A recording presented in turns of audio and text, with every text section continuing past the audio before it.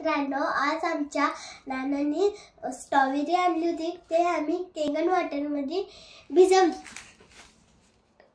Kangen water किती घाण पाणी निघते ते आपण दाखवणार आहे.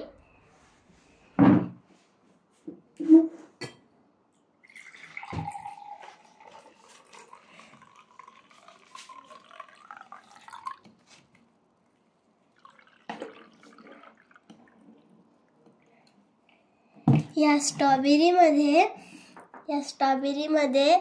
किती घाण पाणी निघले.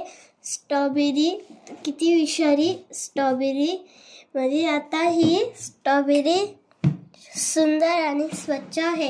हे आपण आता खाऊ शकतो.